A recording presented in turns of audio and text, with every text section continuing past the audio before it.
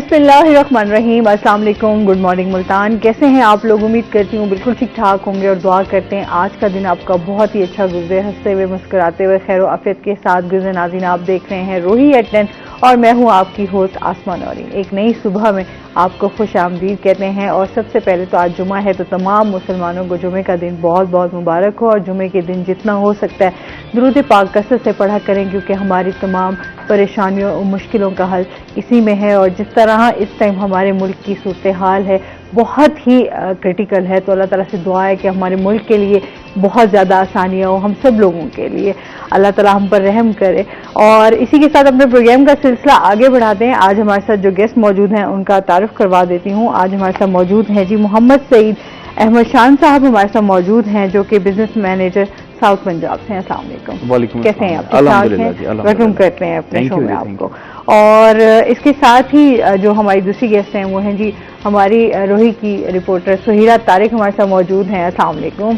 कैसी हैं आप सुहीरा? ठीक ठाक हैं? वेलकम करते हैं अपने शो में आपको।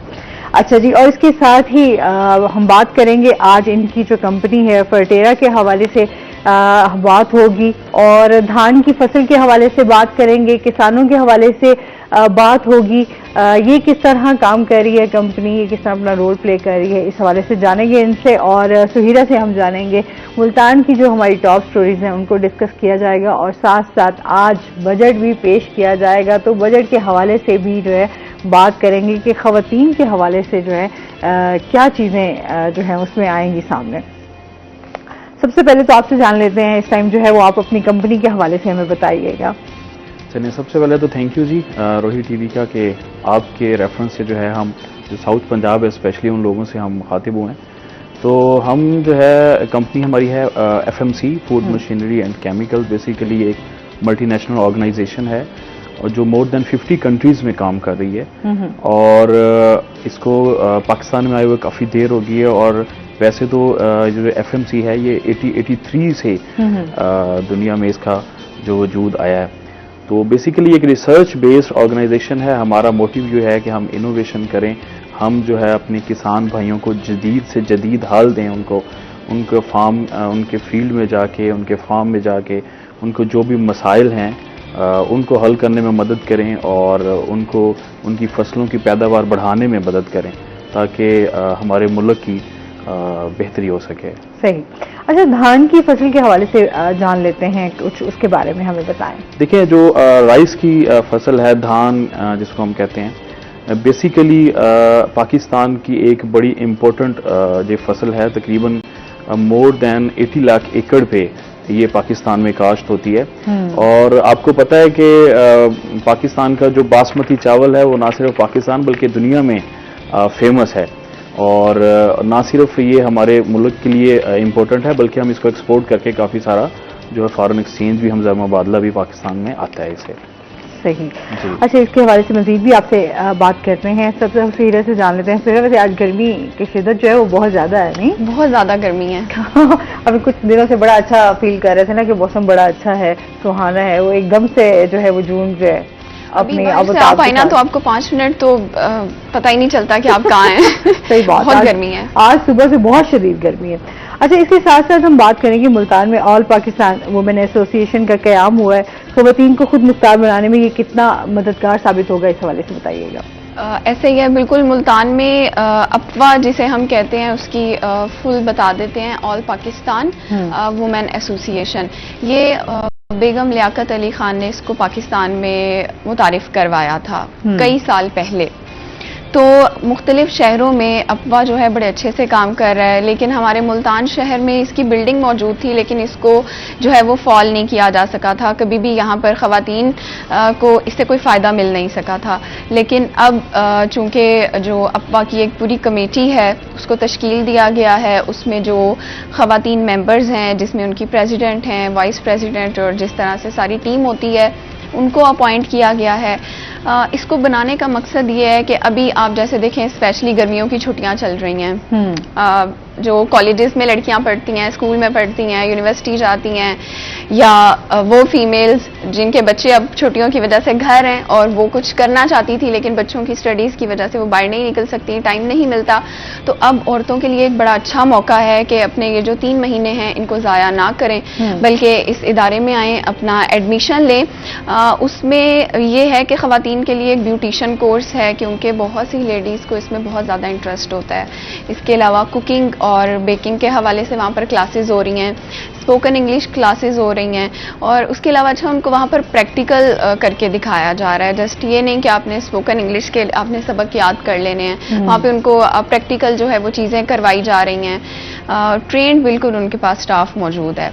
आप देखिए आसमा, हमारे पास मुल्तान में ख़वातीन के हवाले से कितने कम इदारे मौजूद हैं as compare to other cities.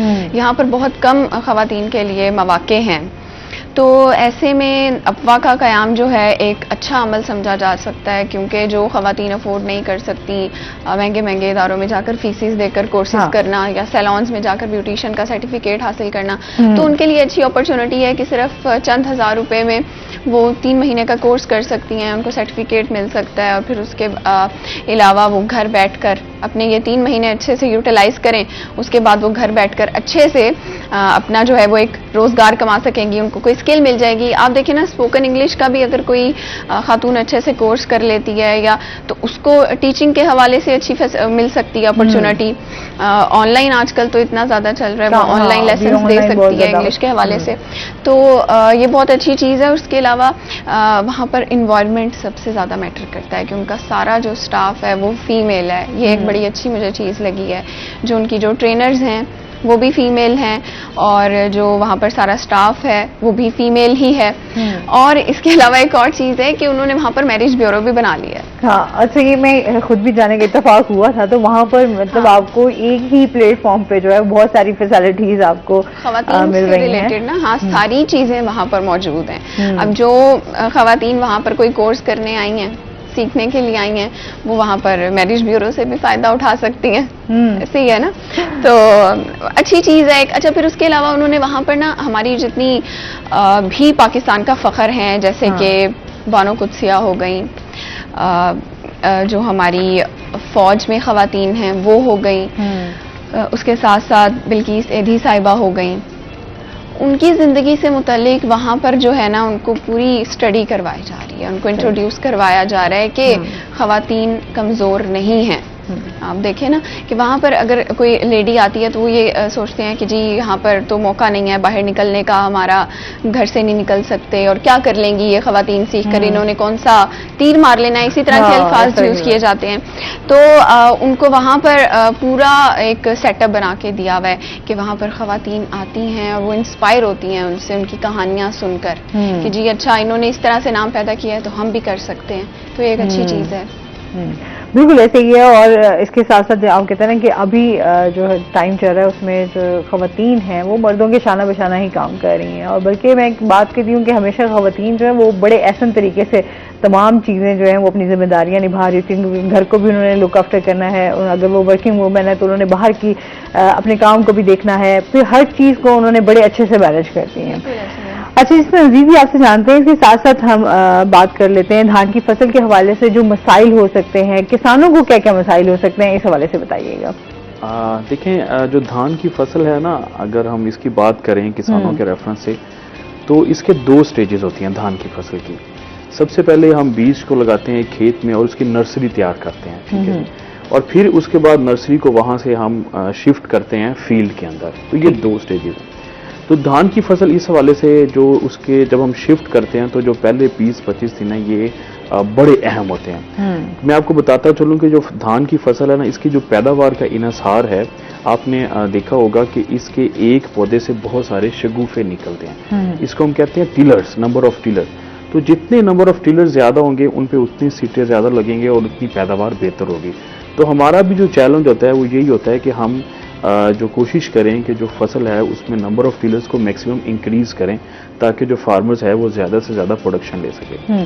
तो इसमें जो अगर हम बात करें तो पहले जो 20-25 दिन है बड़े अहम हैं, और उसमें सबसे बड़ा जो मसला जिम्मेदारों को पेश आता है वो इंसेक्ट्स का है, कीड़ों का है। कि कीड़े उस वक्त हमला कर रहे होते हैं, फसल जब छोटी होती है, पत्ता बड़ा नर्म नाजुक होता है, तो उस वक्त जो है वो फेवरेट फूड होती है उसकी, इंसेक्ट की, कीड़े की।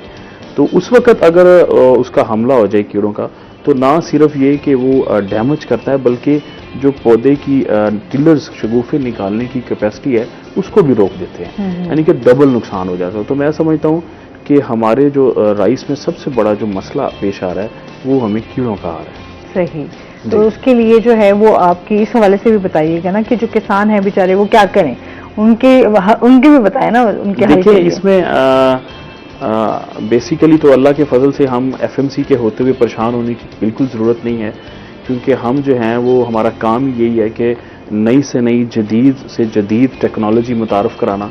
और इसमें जो कीड़ों के लिए जो धान की कीड़ी है, इसमें सुंडी उसको कहते हैं, बोरर कहते हैं, उसके लिए सबसे दुनिया का ये नहीं कि पाकिस्तान, दुनिया का सबसे जदीद और बेहतरीन हल है हमारे पास, जिसका नाम है फर्टेरा। ठीक है जी। और ये वो टेक्नोलॉजी है जिसको दुनिया में अवार्ड्स दिए गए हैं। सही जी। अच्छा, और ये जो है ये कीड़ों के तहफ़्फ़ुज़ के लिए क्या सिफारिश करती है, इस हवाले से भी बताइएगा। देखिए इसमें हम रिकमेंड ये करते हैं कि जब मैंने आपको बताया कि इसकी 2 स्टेजेस होती हैं।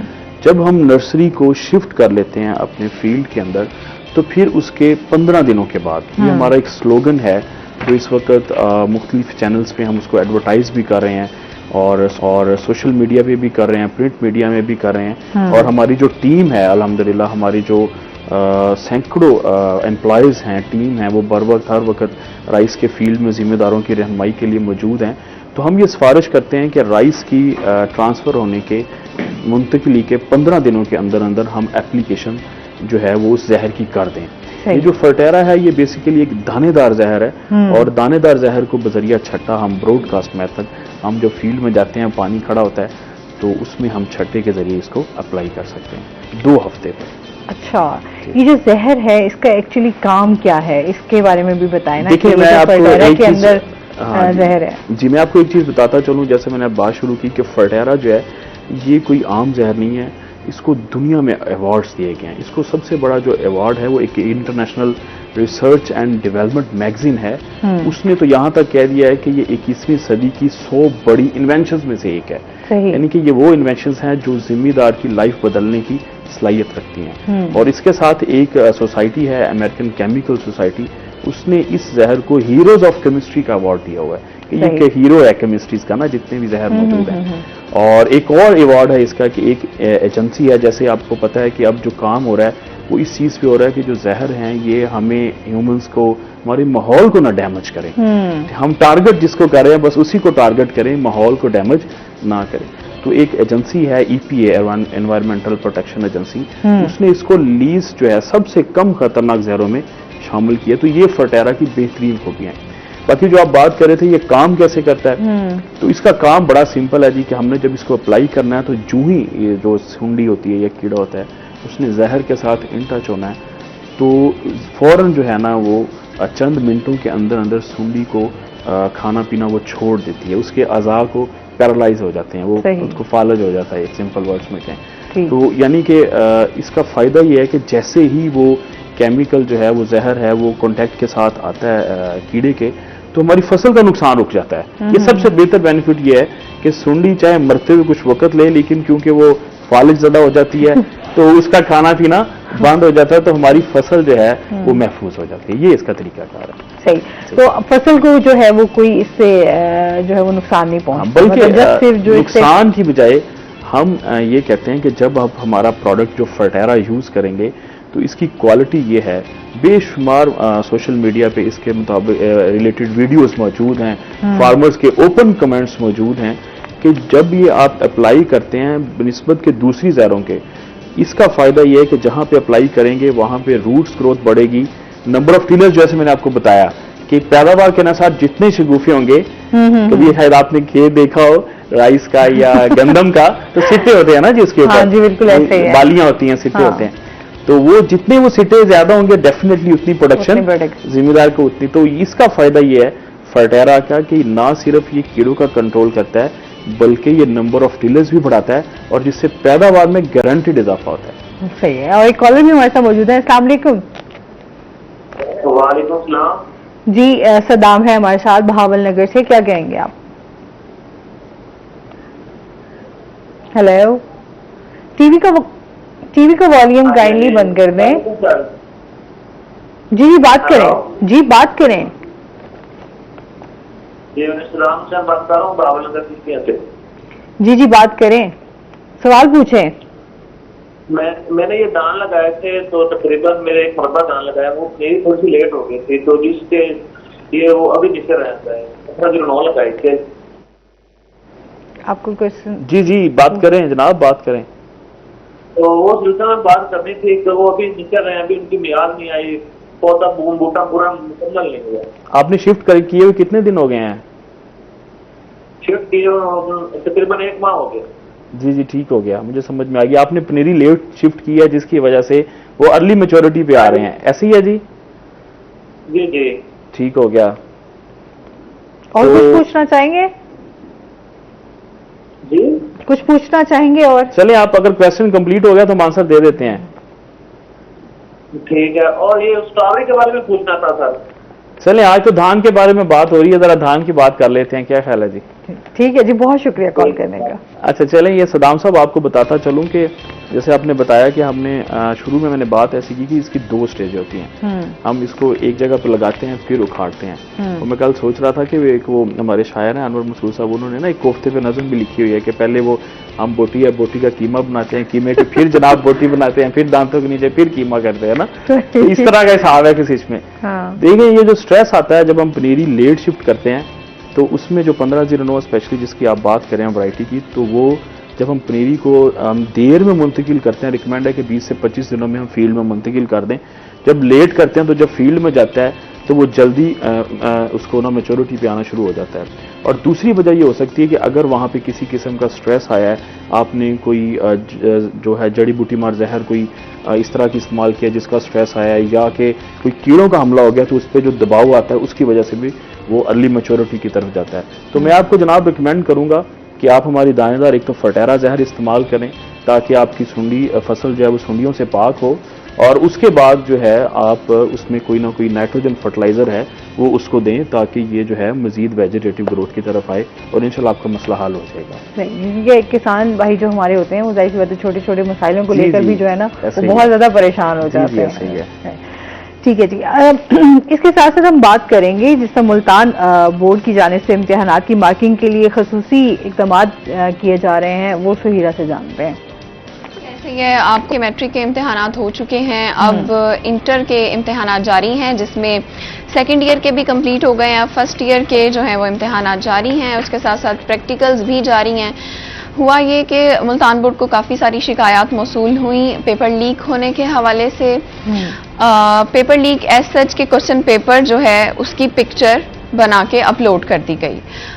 इस बार मुल्तान बोर्ड ने जो पॉलिसीज़ हैं उनको बहुत ज़्यादा स्ट्रिक्ट कर दिया था, जिसमें जो स्टूडेंट का क्वेश्चन पेपर था ना, मतलब बाद में भी आप उसको अपलोड नहीं कर सकते सोशल मीडिया ग्रुप्स पे, क्योंकि बहुत से लोगों ने तालीमी इदारों ने भी प्राइवेट इदारों ने भी बहुत से व्हाट्सएप ग्रुप्स या फेसबुक ग्रुप्स जो हैं वो बनाए होते हैं और उसमें स्टूडेंट को गुमराह करने के लिए कि जी पेपर में ये आएगा, वो क्वेश्चन पेपर जो है वो कर दिया जाता है। तो इस बार मुल्तान बोर्ड की जानिब से स्ट्रिक्ट हिदायत थी, प्रॉपर नोटिफिकेशन भी जारी हुआ था कि अगर कोई भी सोशल मीडिया ग्रुप्स पे इस तरह से चीज़ों को वायरल करेगा मतलब हमारी इजाज़त के बगैर, तो के खिलाफ कार्रवाई जो है वो की जाएगी। अब ये स्कूल, मुझे सॉरी एरिया याद नहीं आ रहा है, लेकिन वो थोड़ा बैकवर्ड हमारा एरिया है मुल्तान का, वहाँ पर जो भी निगरान थे ना, इस बार निगरान भी चेंज किए गए थे। जो पढ़े लिखे स्टाफ है उनको वहाँ पर हायर नहीं किया गया था, जो थोड़ा कम पढ़ा लिखा स्टाफ था उनको एज अ इन्विजिलेटर वहाँ पर उनकी ड्यूटी लगाई गई थी, जिसकी वजह ये थी कि ताकि वो स्टूडेंट को चीटिंग ना करवा सकें। कोई जिस तरह से होता है रेफरेंस हो गया या कोई जान पहचान निकल आती है तो फिर जो निगरान होता है उसकी कोशिश होती है कि मैं अपने बंदे को फैसिलिटेट करूं। इस चीज़ को भी ख़त्म करने के लिए वो वाला स्टाफ हायर किया गया था जिनको नॉलेज नहीं था। ठीक है, अब जैसा कि आप ये समझ सकती हैं कि जो मैट्रिक के एग्जाम्स ले रहे थे वो थे जो कि मिडिल या प्राइमरी तक तालीम याफ्ता थे। ठीक है, उनकी ट्रेनिंग हुई थी प्रॉपर, ये नहीं कि वो बिल्कुल ही उनको उठा के, उनकी प्रॉपर ट्रेनिंग हुई थी। इसी तरह से जो इंटर के हवाले से था उसमें ये था कि मैट्रिक लेवल तक या मिडिल लेवल तक जिनकी तालीम थी उनको हायर किया गया था। अब एक कोई वहाँ पर खातून थी इन्विजिलेटर, वो उन्होंने इतना ध्यान नहीं दिया क्लासरूम में। बच्चे के पास जो है वो मोबाइल था, उसने वहाँ पर पिक्चर बनाकर और अपना पेपर देने के बाद फर्स्ट टाइम के बाद सेकंड टाइम उसकी वो वायरल कर दी पिक्चर। तो इस पर फिर उन्होंने प्रॉपर स्टेप लिया, उस टीचर के खिलाफ इंक्वायरी की, जिसमें ज़ाहिर CCTV कैमरे अब तो हर जगह लगे हुए हैं। उन्होंने पूरी जब इंक्वायरी की है तो उसमें यही आया कि टीचर की जो है वो गलती थी, जो स्टाफ है उसकी गलती थी, फिर उनको जो है वो फारिग कर दिया गया। तो इस तरह की चीज़ें, और फिर कुछ ऐसे स्टूडेंट्स जो कि नकल करते हुए पकड़े गए। कंट्रोलर बोर्ड जो हैं उन्होंने खुद तमाम सेंटर्स का विज़िट किया, सरप्राइज विज़िट, उसमें भी ऐसे बच्चे आसमा पकड़े गए जो कि उनके सामने चीटिंग कर रहे थे। और फिर जब उन बच्चों को ये कहा गया, ये कंट्रोलर बोर्ड के अल्फाज हैं कि जब मैंने बच्चे को ये कहा कि इस पे लिखो कि मैं चीटिंग कर रहा था, मुझसे गलती हुई है, तो उस बच्चे ने कहा कि जी मुझे तो ये लिखना ही नहीं आता। अच्छा, और ये आप बच्चों का हाल देखें कि उनको लिखना नहीं आता, सिवाय उसके जो उन्होंने किताबों में पढ़ा है, माफीनामा तक नहीं लिखना आता। इस पर एक बड़ी वो बात हुई है। अच्छा, इस पर मजीद हम बात करते हैं सुहेरा लाजमी। अभी हमने जाना ब्रेक पे, नाज़रीन हमारे साथ रहिएगा।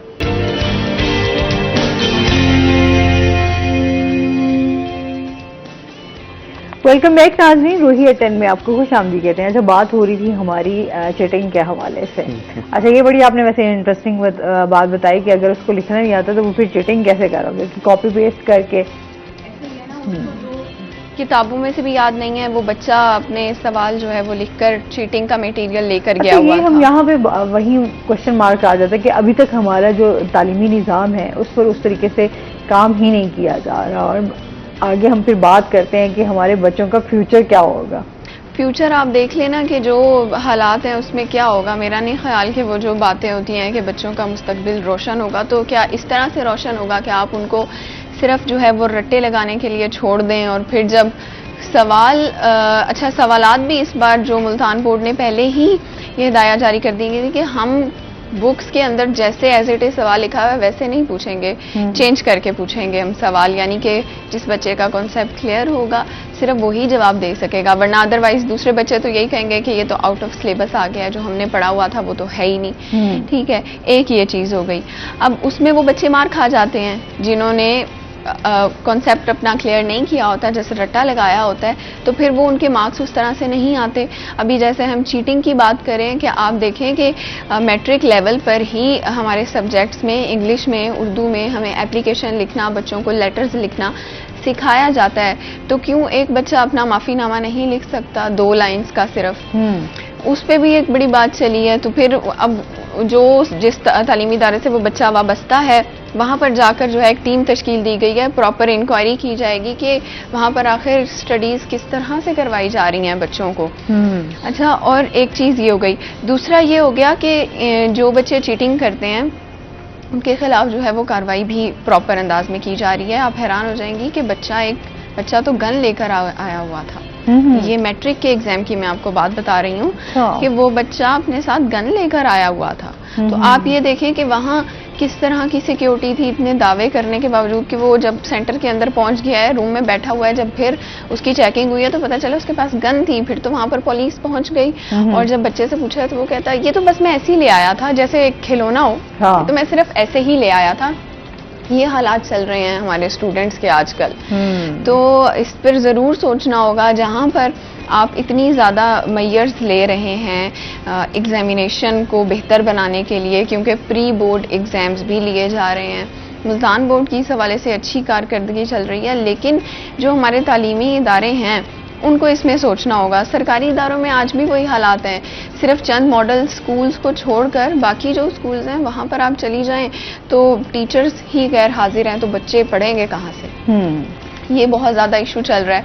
अच्छा, उसके बाद फिर बात आ जाती है मार्किंग की कि इसमें ऐसा नेगेटिव मार्किंग तो होती नहीं है, लेकिन मार्किंग भी ये है कि आपकी जहाँ पहले एक दफ़ा रीचेकिंग होती थी, अब उसको 2 पार्ट्स में डिवाइड कर दिया गया। अब ये रीचेकिंग जो है वो 2 दफ़ा होगी, और ये तमाम तर सिस्टम जो है वो ऑनलाइन कर दिया गया है, मार्किंग का भी। और फिर पेपर्स के हवाले से अच्छा, मुल्तान बोर्ड ने एक ऐप भी बनाई हुई है। ठीक है, मुल्तान बोर्ड की अपनी एक ऐप है, सॉफ्टवेयर, जिसमें वो तमाम तर डिटेल्स जो हैं वो डालेंगे, और फिर देखा जाएगा कि कौन से स्कूल या कॉलेज के बच्चों की कारकर्दगी अच्छी थी और किन की अच्छी नहीं थी। ये प्रॉपर एक आइंदा 3 से 4 माह के दौरान इसकी रिपोर्ट जो है वो तैयार कर ली जाएगी और फिर जिनकी कारकर्दगी अच्छी नहीं है वहाँ पर जो है उनकी ज़ाहिर है उनके खिलाफ कार्रवाई भी की जाएगी कि आप बच्चों से जहाँ फीसेस ले रहे हैं, पेरेंट्स इतनी बच्चों की फीसें दे रहे हैं तो आप उनको प्रोवाइड आगे से क्या कर रहे हैं, इस हवाले से कार्रवाई होगी। और फिर अब आप देखें कि जो बच्चे भी चीटिंग करते हुए पकड़े गए हैं उनको इसमें बहुत ज़्यादा नुकसान होगा कि जी आप सस्पेंड हो गए हैं ना आगे 1-2 एग्जाम्स के लिए, ये एक इशू आ रहा है। अच्छा, फिर उसके अलावा मुल्तान बोर्ड ने कल एक प्रॉपर प्रेस कॉन्फ्रेंस जो है वो भी रखी हुई थी, उसमें उन्होंने अपना तमाम तर डाटा जो है वो मीडिया के साथ शेयर भी किया है कि आप देख सकते हैं कि हमने कितने यहाँ पर जो है वो सेंटर्स बनाए थे, 450 के करीब सेंटर्स थे। तमाम जितने भी प्राइवेट इदारे थे ना वहाँ पर सेंटर्स ख़त्म कर दिए गए थे इस बार। उसकी वजह ये कि प्राइवेट तालीमी इदारों में फिर वही चीज़ आ जाती है कि जो एक नंबर्स की और परसेंटेज की गेम है ना पोजीशन की, वो फिर इस चीज़ को ख़त्म करने के लिए सिर्फ सरकारी इदारों में ही सेंटर बनाए गए थे। सही हो गया। तो मजीद भी आपसे सुहिरा जानते हैं, इसके साथ जो है सर से जान लेते हैं कि जो है रेनिक्सपायर जो है वो एक महफूज जहर है, तो फिर ये कीड़ों को कैसे ख़त्म करते हैं? देखिए, जैसे आपने बताया कि इसमें जो नाम है, हमारे ब्रांड नेम जो है वो फर्टेरा है और इसके अंदर जो एक्टिव है जिसको हम जहर बोलते हैं तो उसका नाम जो है बेसिकली तो उसका नाम बड़ा मुश्किल है केमिस्ट्री का, तो वो हम अक्सर लोगों की तो ज़बान पे नहीं आता, तो खैर मैं बता देता हूँ, क्लोरेंट्रानिलीप्रोल, ये इस केमिस्ट्री का नाम है। लेकिन इस केमिस्ट्री को भी दुनिया में रजिस्टर्ड किया गया है रिनक्सापायर के नाम से। तो ये जो रिनक्सापायर, आपने बड़ा इंटरेस्टिंग क्वेश्चन पूछा कि ये अगर महफूज है तो कीड़े कैसे मारता है, ठीक है जी। तो अक्सर ये सवाल जब हम फील्ड में जाते हैं तो बड़े किसान दोस्त बड़े पूछते हैं सस्पेंस में कि यार अगर ये इतना महफूज है तो ये कीड़े कैसे मारेगा। हाँ। तो देखें, यही आजकल यही इनोवेशन है, यही रिसर्च है कि हम जिस मकसद के लिए जो चीज़ बनाएं वो सिर्फ उसी को हिट करें। तो इसकी क्वालिटी ये है कि जब हम इसको अप्लाई करते हैं तो ये जो उनके लिए भी महफूज है जो लोग इसको छटा कर रहे होते हैं। अगर उधर कोई और एनिमल्स हैं जैसे कि जिस पानी में जब धान का खेत होता है तो उसमें पानी खड़ा होता है ना जी, तो जब पानी खड़ा होगा गर्मियों में, आपको पता है गर्मियों के दिन है तो कोई परिंदे भी वहाँ से पानी पी सकते हैं और शहद की मक्खियाँ भी वहाँ पे आ सकती हैं, तो ये उनके लिए बहुत सेफ है। ठीक है, उनके लिए सेफ है? सेफ है जी। अच्छा। बिल्कुल सेफ है। जो फसल को नुकसान पहुंचाते हैं, बस हमारा जो टारगेट है बस उसी को हिट करेगा ये। ठीक हो गया।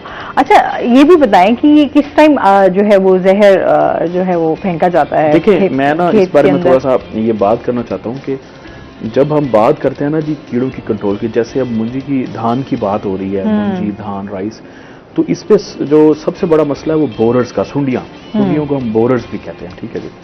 तो जब हम किसी केमिस्ट्री की बात करते हैं, जहर की बात करते हैं, तो इसमें ना 3 चीज़ें हमेशा मैं समझता हूँ हर जिम्मेदार को जहन में रखनी चाहिए। सबसे पहली चीज़ हम ये जहन में रखना चाहिए कि ये जो जहर हम इस्तेमाल कर रहे हैं ये कितनी देर के बाद हमारी फसल को महफूज बना देगा।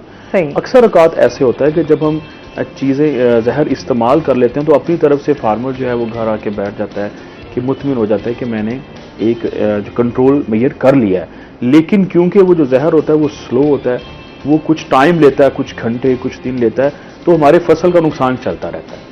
एक तो ये चीज़ होगी कि कितनी देर में वो कर।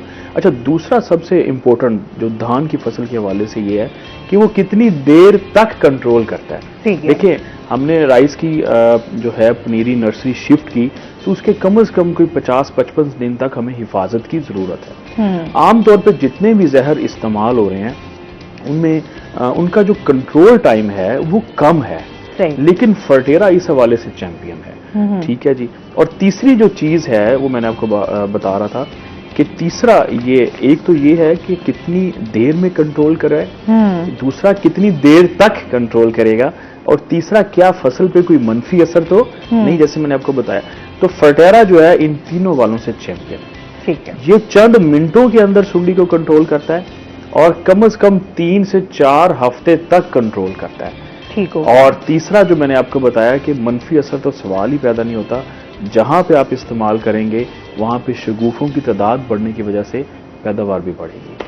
ठीक हो गया। और मतलब इसके फवाइद जो हैं वो बहुत सारे हैं, किसानों के लिए बहुत ज़्यादा आसानियां हैं जी इसके साथ। अच्छा, और इसके साथ साथ जो है हम ये इसमें जहर है, इसका क्या नाम है, इसके बारे में बताएं। ये मैं आपको पहले भी बता रहा था, नाम मुश्किल है। खैर, इसका नाम है क्लोरेंट्रानिलीप्रोल। ठीक है जी, मेरा ख्याल आप दोहराएंगी तो आप जरा ना टाइम लेंगे। हाँ, मैं वाकई टाइम ले लूंगी, ये वाकई क्लोरेंट्रानिलीप्रोल इसका नाम है, लेकिन इसको रजिस्टर्ड है ये वर्ल्ड में रिनाक्सापेयर के नाम से। ठीक तो इसको आप रिनाक्सापेयर कह सकते हैं। ठीक हो गया। अच्छा जी, और बजट की जहां तक बात हो रही थी वो भी हम सुहीरा से डिस्कस करते हैं कि बजट के हवाले से जो हमारी खवातीन हैं उनकी क्या तवक्कुआत है। बिल्कुल, आज बजट जो है वो पेश किया जाना है। 2 बजे जो है वो पार्लियामेंट हाउस में पेश किया जाएगा बजट। इस बार जो बजट का कुल हजम रखा गया है वो लास्ट ईयर की निस्बत 4% उसमें इजाफा किया गया है। तकरीबन 14,500 अरब कोई इस तरह का फिगर है कि इतना उसका जो है वो हजम होगा, जिसमें डेवलपमेंट स्कीम्स हो गई हमारी, वो भी शामिल होंगी, और जो नए प्रोजेक्ट्स हैं उनके लिए भी आएगा। लेकिन आसमा, इस वक्त हुकूमत के लिए सबसे बड़ा मसला जो है ना बजट पेश करने में, वो है महंगाई को कंट्रोल करना। कि आपने, वरना हर बार तो यही तवक्को होती है ना कि अवाम दोस्त बजट पेश किया जाएगा, अवाम को बजट में रिलीफ दिया जाएगा, लेकिन इस बार तो अवाम भी डरे हुए हैं और हमारी गवर्नमेंट जो है वो खुद भी परेशानी का शिकार है कि ऑलरेडी इतनी ज़्यादा महंगाई हो चुकी है। 100% क्या 200% चीज़ों में जो है वो इजाफा हो चुका है। आप अपनी छोटी छोटी चीज़ों से लेकर देख लें, बड़ी चीज़ें जैसे आप गाड़ियाँ देख लें, हमारी बाइक्स देख लें, इलेक्ट्रॉनिक्स देख लें, आप खाने पीने की चीज़ें देख लें, जो बेसिक फैसिलिटीज़ हैं वो देख लें आप, तो 200-300% जो है वो कीमतों में इजाफा हो गया है। अब ऐसे में गवर्नमेंट के लिए अवाम दोस्त बजट पेश करना तो बहुत ज़्यादा टफ ही समझा जा रहा है। ऊपर से जो IMF के साथ चल रहा है कि IMF तो यही कहेगा ना कि आप हमारी शराइत जो हैं उसके मुताबिक जो हकीकत पसंद एक बजट होता है वो पेश करें, आप रिलीफ ना दें। लेकिन इतना भी गवर्नमेंट के लिए प्रॉब्लम नहीं है सिचुएशन में अवाम के लिए सहूलत बजट में देना। जहाँ तक हम बात कर रहे हैं ख़वातीन की, तो ख़वातीन की तो मेरे ख्याल से बात इस बार कोई हो ही नहीं रही है ना इतनी ज़्यादा। मेन फोकस उनका यही है कि अभी जहाँ तक जो फर्स्ट इंफॉर्मेशन है वो यही है कि जो सरकारी मुलाजमीन हैं उनकी तनख्वाहों में इजाफा किया जाएगा। कोई 30% तक जो है वो इजाफे के चांसेस हैं। पेंशन जिनको मिलती है उसमें 15 से 20% तक इजाफा होगा, और जो हमारी तरक्याती स्कीमें हैं उनके लिए बजट अप्रूव किया जाएगा। अच्छा, कॉल ले लेते हैं। सुहीरा, अस्सलाम वालेकुम। जी वालेकुम सलाम। जी, मिशन है हमारे साथ, क्या कहना चाहेंगी? हेलो हेलो, हमें आपका प्रोग्राम बहुत अच्छा लगता है, बात करने की आज से। बहुत शुक्रिया आपका। मिसेज उमैर है हमारे साथ, मैं मिशेल कह गई आपका नाम। और कुछ कहना चाहेंगी? जी, प्रोग्राम से आज से बात करना चाहूँगा, आपका प्रोग्राम बहुत अच्छा लगता है। बहुत शुक्रिया, थैंक यू सो मच। और ये प्रोग्राम मेरे को खुद भी अच्छा, टीवी के साथ आप कनेक्टेड होते हैं ना, तो आप अपनी आवाज़ भी सुन रहे होते हैं, तो फिर जाहिर सी बात है यहाँ बात करने में जो है वो फिर मुश्किल हो जाती है कि आपकी हमारे साथ बात नहीं होती। तो जब भी कॉल मिलाएं तो काइंडली फिर हमसे बात करें, और उसके बाद फिर अपनी आवाज़ जो है आप रिपीट में सुन सकते हैं। नहीं, मेरे ख्याल से वो 1 मिनट के लिए भी नहीं चाह रही कि मैं स्क्रीन से नजर हटाऊँ। हाँ बिल्कुल ऐसे ही ये हो सकता है। बिल्कुल। अच्छा जी, बात हो रही थी हमारी बजट की। जी बिल्कुल, बजट के हवाले से बात कर रहे थे तो बात हमारी बिल्कुल ही वो हंसी मजाक की तरफ चली गई। सीरियस बात हो रही थी कि मैं ये बता रही थी, लेकिन हम बहुत सीरियस हो जाते हैं वैसे। सुहीरा, बिल्कुल ऐसा ही है। आज सुबह से हम ये सोच रहे थे, अभी सुहीरा से प्रोग्राम के दौरान बात हो रही थी कि हम बजट के हवाले से टैक्स की जब बात आती है तो फिर हम ये सोच के परेशान हो रहे थे कि अब मजीद कितने टैक्स लगाए जाएंगे। बिल्कुल, इजाफी टैक्सेस बहुत लगने हैं। मैं बात कर रही थी कि पेट्रोलियम जो मसनूआत हैं उनकी कीमतें दोबारा से हाई होने की तवक्को है। इसी तरह से जो, अच्छा देखें, गवर्नमेंट मुलाजमीन के लिए तो हर बार कुछ ना कुछ बजट में आ जाता है। हाँ। जो हमारी प्राइवेट के लिए हैं, हाँ। उनके लिए कुछ नहीं होता है। तो खैर तो हमारे से रिलेटेड भी बात हो रही है ना, इसमें मजीद बात करेंगे। नाज़रीन, अभी हमने जाना ब्रेक पे, हमारे साथ रहिएगा।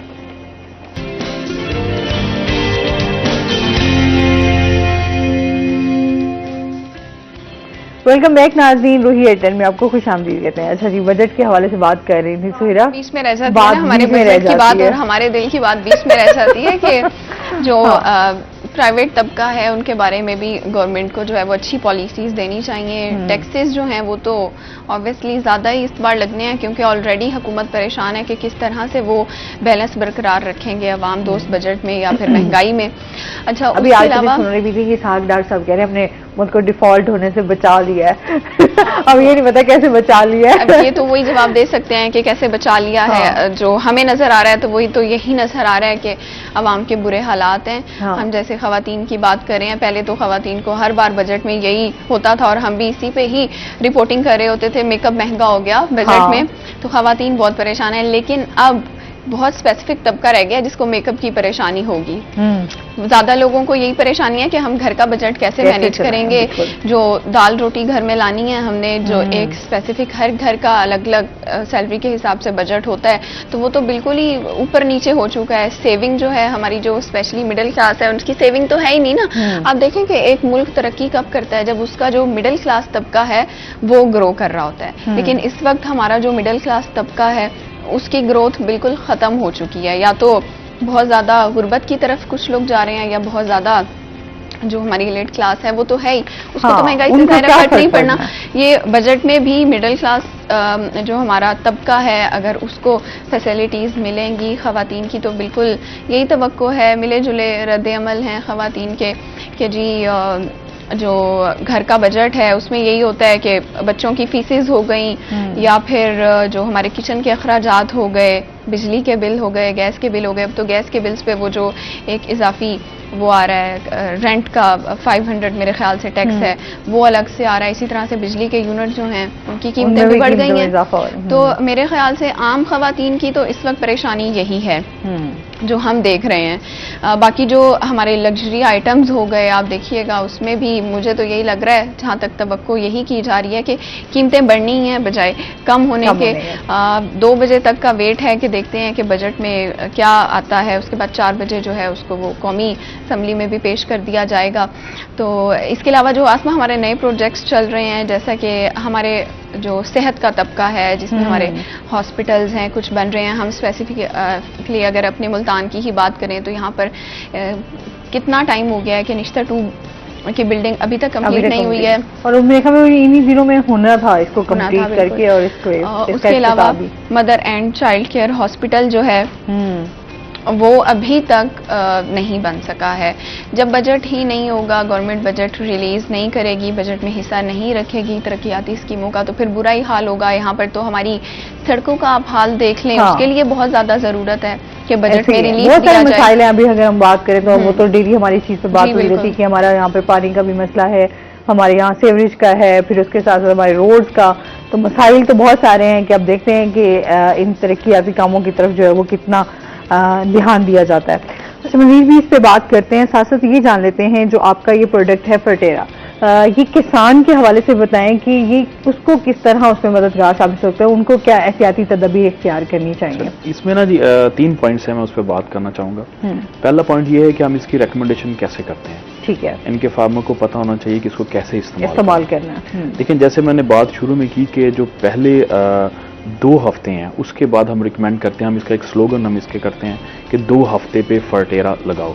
उसका जिम्मेदार को 2 फायदे होंगे। एक तो ये कि फसल जो है वो शुरू से महफूज हो जाएगी, क्योंकि इसका कंट्रोल टाइम 3 से 4 हफ्ते है, ठीक है, और बाकी जो ज़ाहिर है उनका कंट्रोल टाइम कम होता है, तो जिसकी वजह से इनको फार्मर को फिक्र करने की जरूरत नहीं है। 2 हफ्ते पे फर्टेरा लगाएंगे, पहला फायदा ये हो जाएगा कि कंट्रोल मिल जाएगा, और दूसरा फायदा ये है कि जो टिलर्स हैं अगर वो बढ़ेंगे तो पैदावार में भी इजाफा हो जाएगा। ठीक है। दूसरी जो हम एप्लीकेशन इसकी रिकमेंड करते हैं वो पहली एप्लीकेशन से 3 हफ्ते के बाद, क्योंकि इसका कंट्रोल 3 से 4 हफ्ते है, तो हम रिकमेंड करते हैं कि जब आपने पहली एप्लीकेशन की है उसके बाद 3 से 4 हफ्ते पानी खड़ा होना चाहिए, उसमें आप छट्टी के जरिए इसको डाल सकते हैं। अच्छा, दूसरी बात मैं आपसे करना चाहता हूँ कि क्योंकि हमने ये बात की है कि ये बड़ा सेफ है, महफूज है, लेकिन है तो जहर, ठीक है जी, तो हम ये रिकमेंड करते हैं कि आप जब भी इसको इस्तेमाल करें, फार्मर एहतियाती तदाबीर ज़रूर इस्तेमाल करें। मास्क पहनना चाहिए, ग्लव्स पहनने चाहिए, खाना खाने वाले वो हाथ नहीं होने चाहिए, और हाथ धोने से पहले के बगैर आपको कोई चीज़ नहीं खानी चाहिए। तो ये कुछ एहतियाती तदाबीर है, बच्चों से थोड़ा सा इसको बचा के रखें, क्योंकि बच्चों को तो नहीं पता होता इसमें क्या है। और तीसरी जो बात आखिरी में ये करना चाहूँगा कि हमारा जो फर्टेरा है, FMC का फर्टेरा जो प्रोडक्ट है, जिम्मेदार जो हैं उनको मैं रिकमेंड करूंगा कि ये FMC की जो रजिस्टर्ड डीलर्स शॉप है वही से खरीदें। ठीक है जी, जो FMC के नुमाइंदे हैं जो आपकी खिदमत में हर वक्त मसरूफ हैं, आप उनसे पूछ सकते हैं कि यार हमारा जो शहर है इसमें रजिस्टर्ड डीलर, कंपनी का डीलर, तो वो से आप प्रोडक्ट खरीदें ताकि आपको मतलूबा नताइज हासिल हो सके। रही और कोई मैसेज भी देना चाहेंगे हमारे किसानों जो भाई हैं वो देखिए, मैं किसानों को हमेशा ये कहता हूँ कि अब जो है ना, जितनी महंगाई, देखिए अब बजट पे बात हो रही है तो महंगाई महंगाई महंगाई ना, तो इसी तरह भी जिम्मेदार बेहाल है महंगाई की वजह से, हर चीज आसमानों को चली गई है ना। तो अब वही जिम्मेदार जो है वो प्रॉफिट अर्न कर सकते हैं जो जिम्मेदारा जो अपना फार्म है उसको टेक्निकली हैंडल करेंगे। राइट जो चीज है वो राइट टाइम पे इस्तेमाल की जाए तो फिर हम बच सकते हैं। तो मैं यही रिकमेंड करूंगा कि बर मेहरबानी आप अपनी फसलों के लिए बेहतरीन चीज इस्तेमाल करें, ठीक है, और राइट टाइम पे इस्तेमाल करें ताकि हम फसलों की मतलूबा पैदावार ले सकें, और अगर हम पैदावार ले सकेंगे तो यकीनन हम जो प्रॉफिट जो है वो अर्न कर सकते हैं। सही, बहुत शुक्रिया। अच्छा जी, और इसके साथ ही हम सुवीरा से ये भी जानेंगे, बजट के हवाले से बात होगी तो वुमेन यूनिवर्सिटी में एक्सचेंज प्रोग्राम के तहत जो है वो दीगर तालीमी इदारों के साथ मुआहदे भी तय किए हैं, इसकी क्या तफसीलात हैं, इसके हवाले से बताइएगा। जहां हम देखें नेगेटिव पहलुओं को उजागर करते हैं कि फंड्स नहीं मिले हैं, इसी तरह से हमें अच्छी चीज़ों को भी अप्रिशिएट करना चाहिए। वुमेन यूनिवर्सिटी के अब हालात बहुत बेहतर हो चुके हैं। वहाँ पर जैसा कि हमने लास्ट टाइम भी बात की थी कि 1 करोड़ रुपए के फंड से वहाँ पर मुख्तलिफ चीज़ें बनाई गई, जिसमें दारुल कुरान सेंटर बनाया गया, उनके लिए वहाँ पर लैब्स का क़याम किया गया। अब जब लैब्स बन चुकी हैं तो उन लैब्स को यूटिलाइज भी करना है स्टूडेंट्स ने, ना सिर्फ यूनिवर्सिटी की जो तालिबात हैं वो उससे मुस्तफ़ीद हों, बल्कि जो हमारे कॉलेजेस में पढ़ने वाली स्टूडेंट्स हैं वो भी उन लैब्स में आकर अपना प्रैक्टिकल कर सकती हैं। इस हवाले से एक्सचेंज इंफॉर्मेशन एक्सचेंज प्रोग्राम के तहत जो है ख़वातीन यूनिवर्सिटी और डिफरेंट जो कॉलेजेस हैं, हम नाम नहीं ले सकते उन कॉलेजेस का, प्राइवेट कॉलेजेस हैं, उनके साथ मुआहदे तय हुए हैं। जी जी, अस्सलाम वालेकुम। वालेकुम सलाम। इशफाक साहब हमारे साथ, क्या कहना चाहेंगे? माशाल्लाह, प्रोग्राम आपका बहुत अच्छा चल रहा है, बहुत पसंद आ रहा है मुझे प्रोग्राम आपका। बहुत शुक्रिया जी। हो रही है और मैं तो बात ये है कि बजट के बारे में जो बात चल रही है जी जी, इसके बारे में करना था कि बजट भी पेश किया गया है पाकिस्तान की तारीख में, बजट 55 साल के करीब है, तो कभी भी किसी भी आम आदमी के बारे में नहीं सोचा गया। जब भी गला दबाया गया तो आम आदमी का दबाया गया। यहाँ आप जानती हैं, मैं भी जानता हूँ, पूरा मुल्क जानता है, बाद इदारे हैं पाकिस्तान के जैसे वापसी उनके मुलाजिमीन है, इनको यूनिट्स फ्री किए जाते हैं, वो यूनिट का बोझ भी आम आदमी पर पड़ता है। हमारे करीब ये जानने वाले मैं उनको जानता हूँ किस तरह से, उनके घर का AC वादा में मुलाजिम है, उसका ऑन ऑफ का बटन तक नहीं है, उसे ऑन ऑफ किया गया है, बटन तक नहीं है कि इसमें ऑन ऑफ किया गया, वो मुतवाद चल रहा है, उसको कोई पूछने वाला नहीं है। हालांकि ये जब रिटायर हो जाते फिर भी अवाम को खून में तोड़ने के लिए तैयार ही रहते हैं हर वक्त कुछ न कुछ तरीके से अवाम को खून अगर TMT देख लीजिए, TMT देख लीजिए, जितने भी रिटायर मुलाजिम, एक ऑफिसर है जो 70 डेज का या 19वें डेज का रख सकता है, 2 साल से 1,30,000 उसकी पेंशन होती है। ठीक ये है, बहुत पीछे पड़ रहा है, अवाम पे पड़ रहा है। शायद बहुत बहुत शुक्रिया, बहुत शुक्रिया। टाइम क्योंकि हमारे पास कम है और बात वही आ जाती है कि बजट के हवाले से हर बंदा इस टाइम बहुत ज्यादा परेशान है क्योंकि महंगाई है, बेरोजगारी बहुत ज्यादा है, तो ये प्रेशर एक आम बंदे पर बहुत ज्यादा है कि टैक्स के हवाले से हम बात करते हैं कि जो बहुत ज्यादा टैक्स लगा दिए जाते हैं उसकी वजह से एक आम बंदा जो है वो ज्यादा सफर करता है। बिल्कुल ऐसी है, जैसे आप अभी हम बात कर रहे थे कि आवाम परेशान है, तो लोगों ने सुन भी लिया होगा कि उन्होंने अपनी एक राय दी है कि बेरोजगारी बहुत ज्यादा है। जैसे हम भी बात कर रहे थे कि सरकारी सतह पर तो फिर कुछ फैसिलिटीज हैं, लेकिन प्राइवेट लोगों के लिए, आम आदमी के लिए कोई नहीं सोचता है। उसमें जवाब जो है वो हमारी हुकूमत या इदारे ही दे सकते हैं। हम तो इस पे अपना वर्जन दे नहीं सकते, हम लोगों की ओपिनियन को ही डिस्कस कर सकते हैं। बिल्कुल ऐसे ही, और कहते हैं आज का जो बजट है चलें कुछ अच्छा ही हो, अगर आम बंदे के लिए कहीं ना कहीं जो है वो रिलीफ हो। सुहीरा, बहुत शुक्रिया आपका, आप हमारे शो का हिस्सा बनी। सर, आपका भी बहुत शुक्रिया, आप हमारे शो का हिस्सा बने और काफी इन्फॉर्मेशन हमारे व्यूअर्स के साथ शेयर की। और इसके साथ ही नाज़रीन, अभी हमने जाना है ब्रेक पर, हमारे साथ रहिएगा। जब हम ब्रेक से वापस आएंगे तो हमारे साथ कुछ और गेस्ट मौजूद होंगे।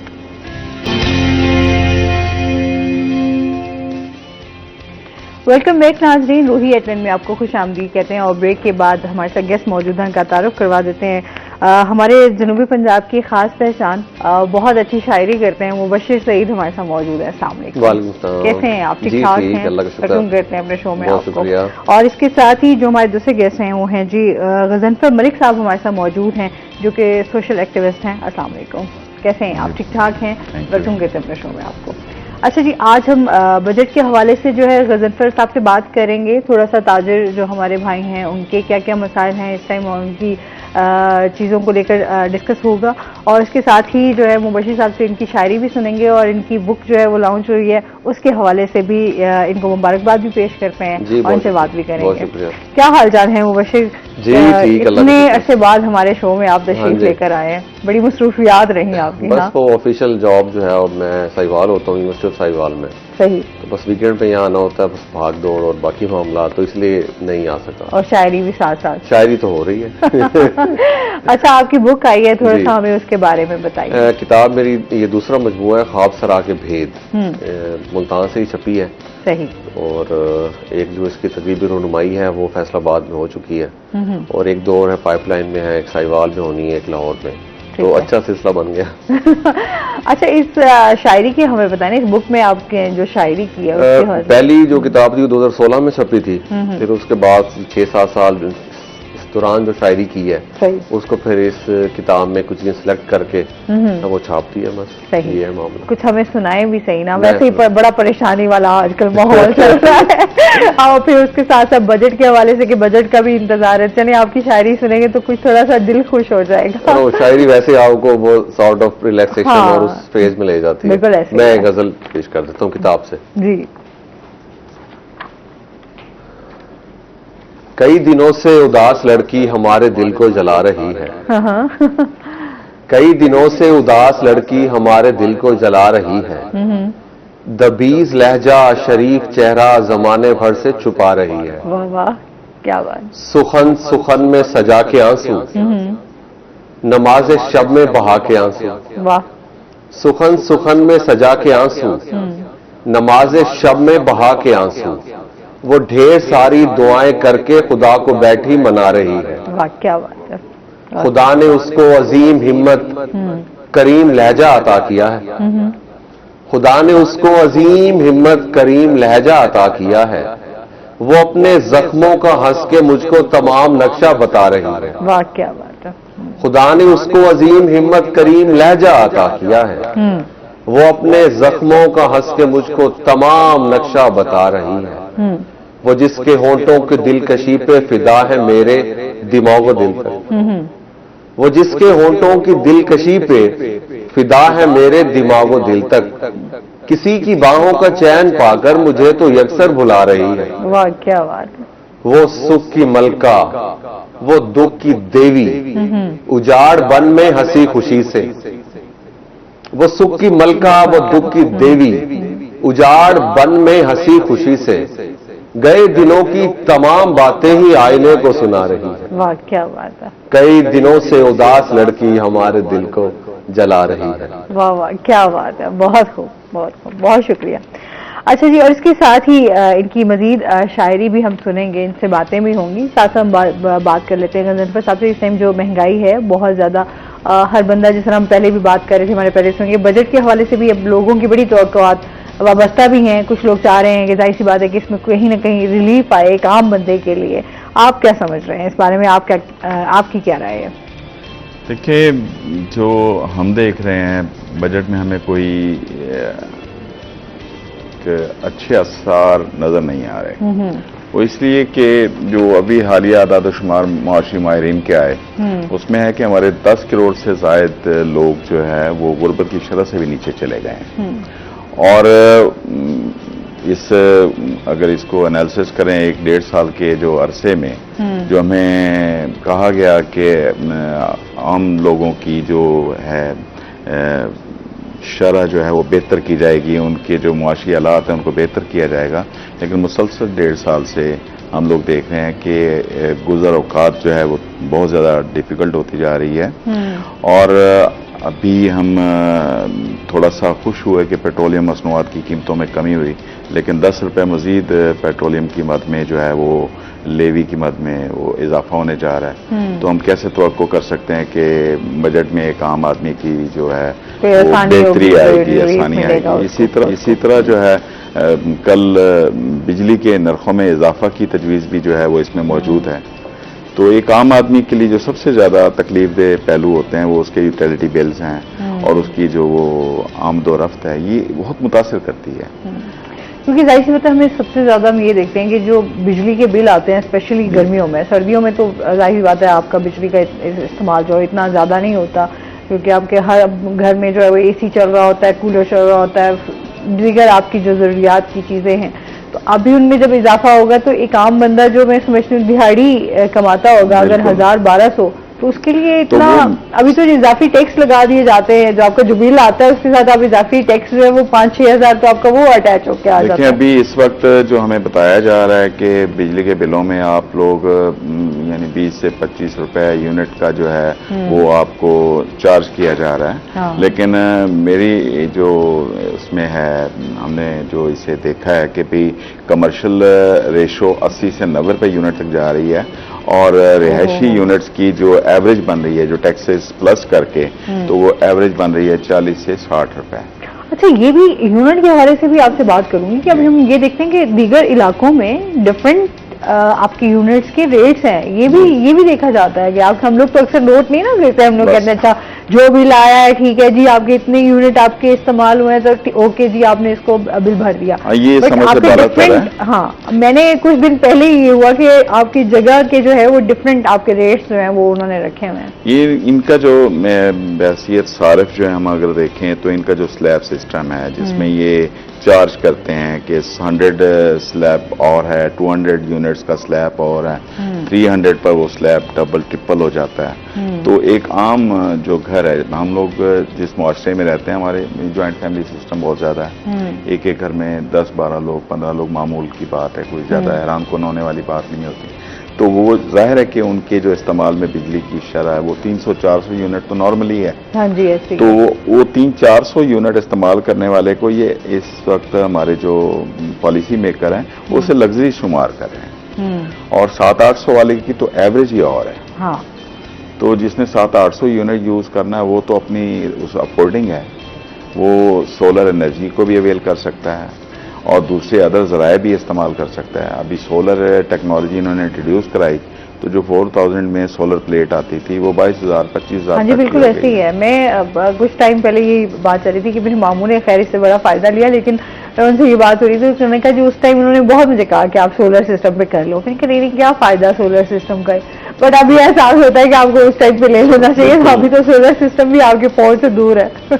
हम ये समझते हैं कि आपको महंगाई और जो बदहाली है इससे निजात के लिए हर चीज जो है ना आवाम पर नहीं डालनी चाहिए कि आप कुर्बानी सारी वो आवाम से ही ले रहे हैं। हाँ। कुछ अपनी कुर्बानी भी दें। अभी देखें कि बदहाल मईशत में कभी इतनी एक लंबी फौज नहीं होती वज़रा की, मुशीरों की। अच्छा, इसी तरह वो कह रहे हैं कि जी हम एनर्जी जो है कंट्रोल करने के लिए पॉलिसी बन रही है, तो एनर्जी के इस्तेमाल के लिए अवाम से तो वो कह रहे हैं कि भाई हम आप जैसे बिजनेस कम्युनिटी अभी 1 जुलाई से पॉलिसी आ रही है कि 8 बजे दुकानें बंद करें। तो आपको अंदाजा है कि आप क्या करने जा रहे हैं। इस गर्मियों का मौसम है, 8 बजे तजारती मराकज़ की बंदिश का मतलब यह है कि 70 लाख से 80 लाख ट्रेडर्स हैं और उनसे मुंसलिक लोगों की तादाद 4.5 करोड़ है। तो 8 बजे आप तजारती मराकज़ बंद करने से कितनी बड़ी सतह पे लोगों को बेरोजगार करने जा रहे हैं। पाकिस्तान में तो ये ट्रेंड ही नहीं है कि डे टाइम में जो है ना काम होना है। फूड आइटम्स हैं, दूसरे आइटम्स हैं जिनका काम होता ही शाम को 7-8 बजे शुरू होता है। तो आप जब इस तरह की पॉलिसी इंट्रोड्यूस कराएंगे, हमें रेस्टोरेंट भी 8 बजे तक का तो अभी नहीं आया कि जिस दुकानों का आया तजारती देखिए ना, एक बाजार है, बाजार में फूड शॉप्स हैं। हाँ। होटल्स हैं, रेस्टोरेंट्स हैं। जब आप बाजार को 70 से 80% तक बंद करा देंगे तो बाजार वीरान होता है। उसके बाद जाहिर है कि उसका बिजनेस पर असर होता है। तो ये 8 बजे अगर दुकानें बंद कराएंगे तो फूड शॉप्स 10 बजे। हाँ, अच्छा ये वाकई है अभी, क्योंकि पहले भी इन्होंने कोरोना के डेज में तो जाहिर सी वजह से नहीं समझ में भी आता था। अभी वाला ये जो नई पॉलिसीज लेकर आ रहे हैं, नए प्लान्स लेकर आ रहे हैं, तो अभी तो बस हम अल्लाह ताला से दुआ ही कर सकते हैं। कभी कभी लगता है कि पाकिस्तान जो है ना हमारा मुल्क सिर्फ अल्लाह के सहारे ही चल रहा है, बिल्कुल अल्लाह के सहारे चल रहा है, कसर कोई नहीं छोड़ी किसी ने। बाकी बात बिल्कुल सही है कि हमारे अवाम की बहाली के लिए कोई संजीदा पॉलिसी हमें नजर नहीं आ रही। हमें बड़ी होप थी कि भाई कहा जा रहा था कि वजीर खजाना इसहाक डार साहब आ रहे हैं, बहुत ज्यादा चेंज आने की तो उनके तो आने से बात कहा जाता है कि डॉलर का रेट बहुत जल्दी नीचे आ जाएगा, और बहुत सारी ऐसे पता नहीं चुटकी बजाएंगे और मुल्क के हालात चेंज हो जाएंगे। लेकिन बात यह है कि डॉलर को भी उन्होंने मसनूई सतह पे रखा हुआ है। अभी इसकी ओपन मार्केट में रेट कुछ और है, जो उन्होंने डिक्लेयर किया हुआ है वो कुछ और है। इसी तरह अगर आप बिजनेस साइड में जाएं तो अभी जैसे हम यूटिलिटी बिल्स की बात कर रहे थे, आपको अंदाजा है कि और बहुत सारे टैक्सेस हैं जो बाजारों में जो आने वाले लोग हैं उनमें ज्यादा तादाद वो शायद कुछ तबके की होती थी, मिडिल क्लास की होती थी। अभी जो अफोर्डिंग रखने वाले जो लोग हैं वो तो 4 से 5% लोग हैं जो किसी भी ब्रांड शॉप पे जाके शॉपिंग कर सकते हैं, और वो उन पर महंगाई के असरात इतने मुरतब भी नहीं होते। ये जो हमारा मीडियाकर है वो मिडिल क्लास तो बेचारा इसी चक्कर में मारा जाता है ना कि उसे मेंटेन करना होता है। बिल्कुल, और उसी मिडिल क्लास की ही किलिंग हो रही है। वो उसका जो है गुजर औकात रोज बरोज टफ होता जा रहा है। अभी आप बात कर रहे थे कि खवातीन पर इसके क्या असरात मुरतब होंगे, तो खवातीन के लिए तो बहुत बुरी खबरें आ रही हैं कि कॉस्मेटिक्स की जो हाँ जी बिल्कुल तो ऐसी है। मैं कल में बहुत ज्यादा इजाफा हो रहा है। कल भी मैं कुछ चीजें परचेज करने गई, तो अब आपकी जो चीजें हैं जो आपकी चाहे कॉस्मेटिक्स से रिलेटेड हैं, चाहे आपकी जरूरत की चीजें हैं, तो उनमें इजाफी टैक्स लगा दिया गया। जो आपकी चीज जो है वो अगर 500 समथिंग की थी, वो अब आपकी जो है वो 1000 में पहुंच गई है। नहीं, ये तो थोड़ा बता रहे हैं आप। नहीं, मैं कुछ चीजों की बता रही हूँ। कुछ चीजें तो आपका जो शैम्पू है वो ही आप देख लें, आपके 5-5, 6-6 हजार तो आपका जो शैम्पू है आपका 400-500 की जो फाउंडेशन स्टिक होती थी वो 3200-3500 की है, तो कहाँ 1000 रुपए का वो बिल्कुल ऐसे ही आपकी बहुत पार हो गए।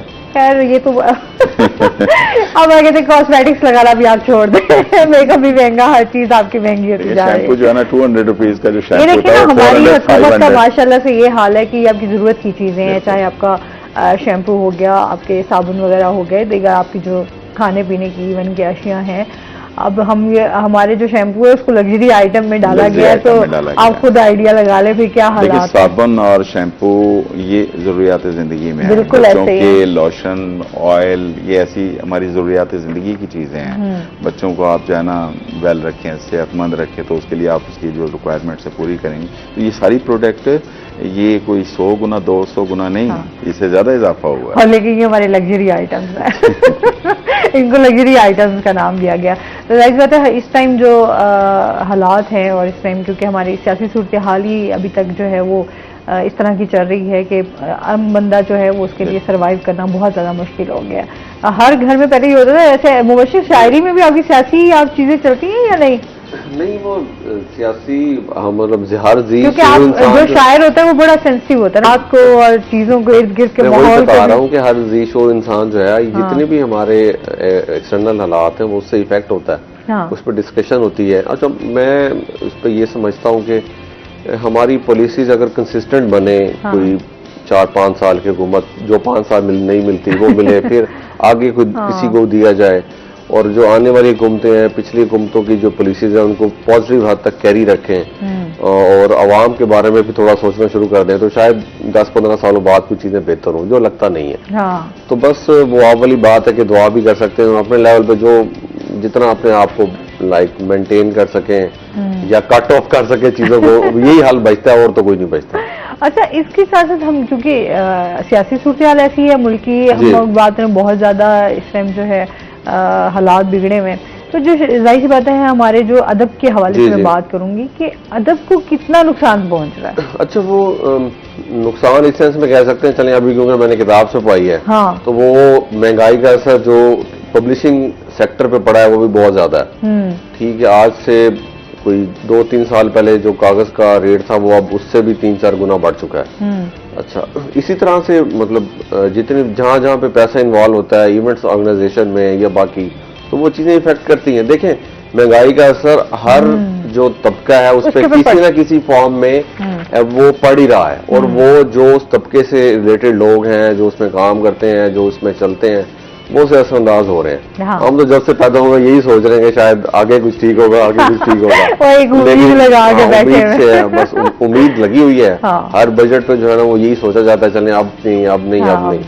तो बस अल्लाह ही खैर करे, मैं तो यही कह सकता हूँ। और क्योंकि यहाँ से लोग अब मोस्टली जो है वो लोग मूव कर रहे हैं, हाँ जी। और वो यही होता है कि अब आप पाकिस्तान में जिस तरह हम कहते हैं हमारे टैलेंट है वो पाकिस्तान से बाहर सर्व कर रहा है, तो जाहिर सी बात है वो अफसोसनाक भी है कि चीजें जो है हमारी मुल्क में जो बेहतरी आनी चाहिए वो नहीं आ रही। ब्रेन ड्रेन इसे कहते हैं आम अल्फाज में, और किसी भी मुल्क का अगर ब्रेन ड्रेन का रेशो ज्यादा हो तो जो इंटरनेशनल लेवल पे है वो उस मुल्क की रैंकिंग जो है वो नेगेटिव कंसीडर की जाती है। कि उस मुल्क में इतने अपॉर्चुनिटीज नहीं है, या किसी भी फील्ड ऑफ लाइफ के जो लोग हैं वो छोड़ के जा रहे हैं, तो वहां पे उनको वैसी फैसिलिटीज नहीं मिल रही, या जॉब अपॉर्चुनिटीज वैसी नहीं है, या एनवायरनमेंट ऐसा नहीं है कि बिजनेसमैन जो वहां पे बिजनेस कर सके। तो इंटरनेशनली इस चीज को, फॉर एग्जांपल हमारे मुल्क से लोग जा रहे हैं तो नेगेटिव लिया जाता है, और जो रैंकिंग करने वाले इदारे हैं वो फिर उसमें हमारे नेगेटिव मार्क्स ही देंगे, क्योंकि लोग यहाँ से पढ़ते भी हैं या यहाँ से जो यूनिवर्सिटियां और कॉलेजेस उन पे इन्वेस्ट भी किया जाता है, लेकिन वो यहाँ पे उस अच्छी जॉब न मिलने की वजह से या हालात बेहतर होने की ना वजह से वो निकल जाते हैं जहाँ भी उनको मौका मिलता है। और वो मतलब देखे ना, हमारे मुल्क से डॉक्टर जा रहे हैं, इंजीनियर जा रहे हैं, टीचर जा रहे हैं, तो उनमें इतनी कैपेबिलिटी है ना कि उनको बाहर के लोग अपने इंस्टीट्यूट में, अपने इदारों में, अपने जो अस्पताल है वहां पे नौकरी देते हैं। तो सिस्टम हमारा है, चल सकता है, लेकिन थोड़ा सा हर फील्ड ऑफ लाइफ के लिए थोड़ा सा एनवायरनमेंट बेहतर करने की जरूरत है। बिल्कुल ऐसे ही है। अच्छा, इसके साथ साथ आप क्या समझते हैं कि लोग अब जो है किताबों से दूर हो रहे हैं? किताब, सोशल मीडिया की वजह से किताब से दूर तो हुए हैं काफी सारे, इसमें कोई शक नहीं है, जो कि एक नेगेटिव बात है। देखिए, सोशल मीडिया यूज करना चाहिए, मैं इसके खिलाफ जो है ना नहीं हूँ। आप यूट्यूब भी यूज करें, व्हाट्सएप पे हैं, या और भी जो गैजेट्स आपको अवेलेबल हैं किसी फॉर्म में, लेकिन देखें मसला ये है कि आप कंपेयर करें अपने आप को यूरोपियन कंट्रीज से। वहां पे जो एक किताब छपती है वो हजारों की तादाद में, 30, 40, 50 हजार, लाख उसकी कॉपी छपती है। इसका मतलब किताब छप रही है तो लोग खरीदते हैं, उसको पढ़ते हैं। अच्छा, मुझे पाकिस्तान से बाहर 3-4 साल रहने का इत्तेफाक हुआ, मैं पढ़ता रहा हूँ वहाँ पे कुछ अर्सा, बाकी चीजें भी, तो मैंने नहीं देखा कि लोग ट्रैवल कर रहे हैं गाड़ी में या ट्राम में, ठीक है, और या वो पार्क्स में बैठे हैं तो वो सिर्फ अपना टाइम किल करने के लिए वो किताब पढ़ रहे होते हैं। तो अगर यूरोपियन कंट्रीज और हमारे दोस्त सब जो बाहर रहते हैं उनसे हमारी डिस्कशन रहती है, चीजें उनसे पूछते रहते हैं, वो यही कहते हैं कि हमारे यहाँ तो वो हजारों में किताबें छपती हैं और लोग किताब पढ़ते हैं। तो देखिए ना, अगर वो लोग जिन्होंने ये सब चीजें इजाद की या टेक्नोलॉजी में आगे गए, वो किताब की अहमियत को या रीडिंग की अहमियत को या लिटरेचर की अहमियत को या किसी भी फील्ड ऑफ लाइफ, मतलब सोशियोलॉजी, साइंस, उसको, उसकी किताब को पढ़ना प्रेफर करते हैं, तो हमें भी करना चाहिए, किताब खरीद के पढ़नी चाहिए, अपने घर लाइब्रेरी का कल्चर जो है वो इंट्रोड्यूस कराना चाहिए। और तो बच्चों को घर वाली लाइब्रेरी तो आपके अब देखिए, मैं कराना चाहिए। मैं ये कह रहा हूँ कि आप मतलब वो, मैं एक दिन अपने दोस्तों को कह रहा था कि यार चले, अल्लाह करे कभी ऐसा ट्रेंड आए कि फैशन के तौर पर लाइब्रेरी बनाना शुरू कर दें। जैसे हमने घरों में फैशन के तौर पर पता नहीं क्या क्या बनाना शुरू कर दिया, तो फिर शायद इस वजह से ही शायद कुछ चीजें बेहतर हो और बच्चे किताब में देख के पढ़ने की तरफ लग जाए। तो ये सारा सिनेरियो है, इसमें बड़ा अजीबोगरीब हो रहा है। सही है। अच्छा, आप क्या समझते हैं कारोबारी सतह पर जो है अभी लोग जो है वो कितना मुतासिर हो रहे हैं, जो हमारे ताजिर भाई हैं उनको कितनी मुश्किलात का सामना करना पड़ रहा है? देखिए, मैं समझता हूँ कि ये जो अभी हमें ये करंट ईयर जो है माली साल 2023 जो अभी जून में ख़त्म हो रहा है, तो हम कंसीडर करते हैं जून टू जून तक जो है, तो इसमें जो माली साल है ये तो क्राइसिस का और बहरान का साल था। और एक मोहतात अंदाजे के मुताबिक ये है कि हर जो बिजनेस यूनिट है उससे रिलेटेड जो लोग हैं उनकी बेरोजगारी की शरह में बहुत ज्यादा इजाफा हुआ है। बाजारों में आप अभी वैसे मुल्तान शहर में आप देखें बहुत सारे प्लाजे हैं जिनके 70, 100, 200 यूनिट का प्लाजा है, तो उसमें आपको 10 से 20 यूनिट ओपन नजर आएंगे, बाकी सारा प्लाजा वीरान नजर आएगा। और अब ये रेशो बाजारों में भी आ रही है कि हर बाजार में 10 से 15 दुकानें फॉर रेंट खाली हैं। ठीक है, मतलब यानी ये लोग सूरत-ए-हाल सफर है कि कर लोग रहे सफर कर रहे हैं, हैं। यूनिट जो है ना। अच्छा, इसमें मजीद हम बात करते हैं। नाज़रीन, अभी हमने जाना है ब्रेक पे, हमारे साथ रहिएगा। वेलकम बैक नाज़रीन, रोही एटन में आपको खुश आमदीद कहते हैं। अच्छा जी, और जिस तरह हम बात कर रहे थे कि एक आम बंदा जो है वो किस तरह मुतासिर हो रहा है, वहाँ पर अगर हम कारोबार की बात कर रहे थे कि वो लोग कितना मुतासिर हो रहे हैं। अच्छा, इसके साथ साथ आप क्या समझते हैं इस बजट में जो है हमारे जो ताजिर भाई हैं उनके लिए भी कोई रिलीफ होगा? हमें तो खतरे की घंटियां सुनाई दे रही हैं, क्योंकि अभी से उन्होंने कहना शुरू कर दिया है कि जो है ना कुर्बानी देनी पड़ेगी।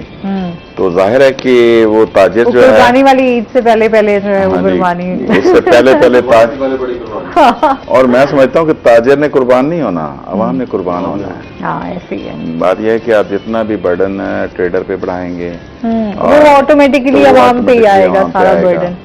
तो ये अभी सारा कुछ ट्रेडर्स पे कन्वर्ट करने के मूड में है और उसके असरात जाहिर बात है कि अवाम पे आएंगे।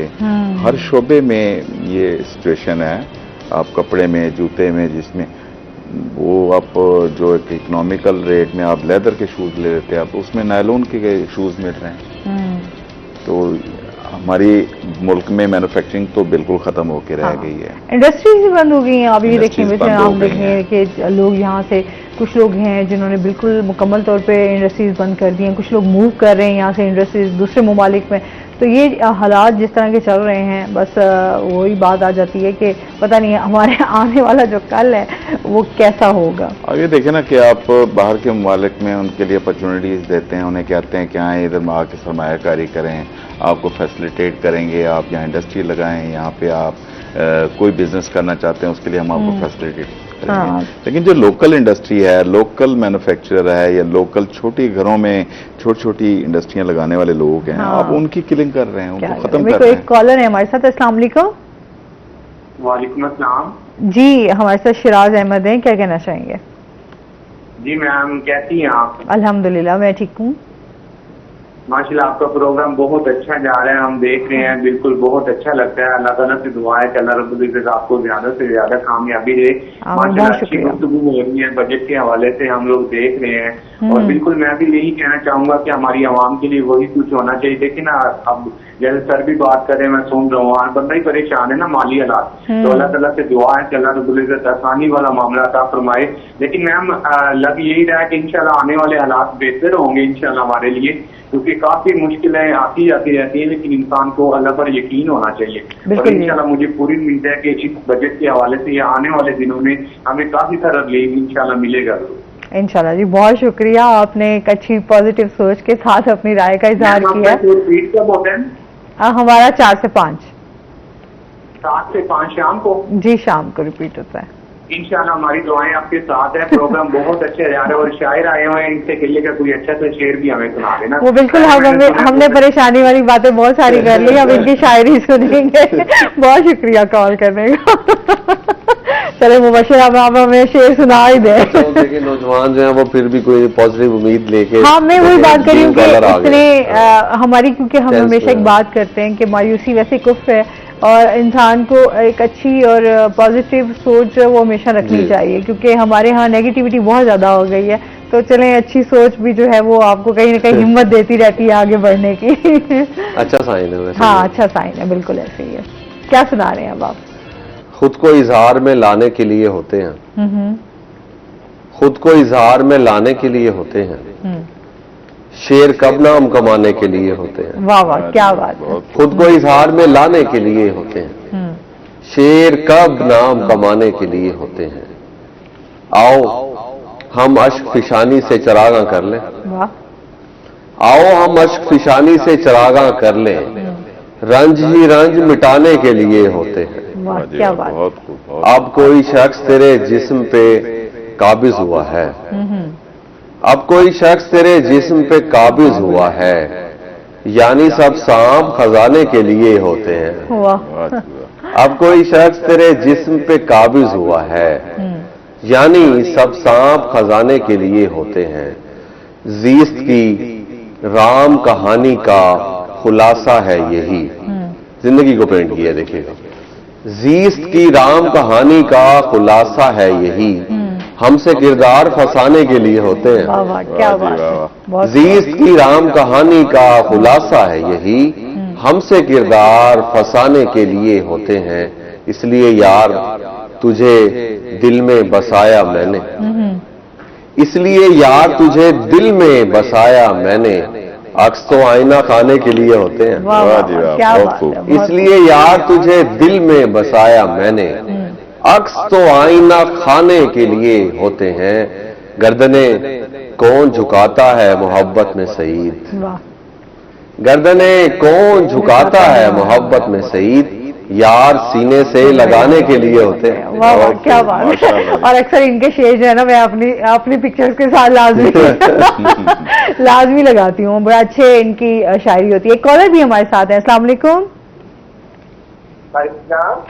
जी, रहीम हमारे साथ मौजूद हैं, क्या कहना चाहेंगे? मैडम ये पूछना चाहूंगा कि आजकल जो बच्चों को स्कूलों के बारे में छुट्टी होगी तो कोई कैसे बिजी किया जाए? स्कूलों की छुट्टियों की, स्कूलों की छुट्टियां जो बच्चों को आज वो कैसे बिजी किया जाए? तो वो आजकल मोबाइल में बहुत इंटरटेन हो रहा है। अच्छा ठीक है जी, बहुत शुक्रिया। बजट का वैसे स्कूल की छुट्टियों के साथ कोई ताल्लुक नहीं है। और हाँ, अगर स्कूल की छुट्टियां जब होती हैं तो वैसे मेरे ख्याल में आपका तो एजुकेशन के साथ लिंक है। असल में हम देख रहे हैं आजकल समर कैंप्स वगैरह जो है वो स्कूल वो लगा रहे हैं, उसमें बच्चों को इंगेज करें। मैंने मेरा बेटा पढ़ता है स्कूल में, तो वो उनकी तरफ से आया हुआ था एक ब्रोशर, तो काफ़ी सारी बेहतर चीज़ें हैं जो वो उस 1-2 महीने के टाइम में वो सिखा देते हैं। और जो यूनिवर्सिटीज़ के बच्चे हैं वो घरों को होते हैं, वो और तरह की उनकी मसरूफियात। लेकिन हम जब पढ़ते थे तो हम स्पोर्ट्स में ज़्यादा इन दिनों में एक्टिव रहते थे, तो बच्चों को चाहिए कोई हेल्थ एक्टिविटीज़ जो है ना उसमें पार्टिसिपेट करें। लाइक शाम में आप कोई गेम जो है वो खेलें, या अगर इंडोर कोई फैसिलिटीज़ हैं गेम्स की उसमें इन्वॉल्व हो, किताबें पढ़ें। या जो स्कूल कॉलेज के बच्चे हैं वो अपना लाइक अगले सेमेस्टर में जाना है तो उसमें जो चीजें उनको पढ़ाई जानी है तो एक दफा उनको थोड़ा बहुत देखना शुरू कर दें तो पॉजिटिव यही रहेगा। वरना तो फ्री रह के तो कुछ भी किया जा सकता है टाइम किल करने के लिए। सही बात है, लेकिन वो कहते हैं कि एजुकेशन के हवाले से भी पता नहीं उसमें क्या क्या ऐड किया जाता है, तो वो हमारे लिए अभी 2 बजे तक का वेट करेंगे और फिर उसके बाद ही बड़ा अहम दिन है आज का। अच्छा, आज मैं ये देख रही हूँ लोगों को बड़ा इंतजार है बजट के हवाले से ना, कि बजट में ऐसा क्या आने वाला है लोगों के लिए, क्या होगा? मसला ये है कि हम देखें ये सब माहौल उस वक्त क्रिएट होता है जब आप किसी न किसी तरह की ना लाइक सॉर्ट ऑफ टेंशन में होते हैं कि पता नहीं अब क्या होने वाला है। ऐसे ही तो वो उस क्या होने वाले के चक्कर में हर बंदा परेशान है कि अब मतलब नॉर्मली हम ये सोचते हैं, वो छोटी सी मिसाल है ना कि हम खुदा ना खासा हमारी गाड़ी का टायर पंचर हो जाए तो हम उसको लगवाने चाहिए, तो दिल में होता है कि यार एक ही पंचर निकले तो 2-3 ना निकले।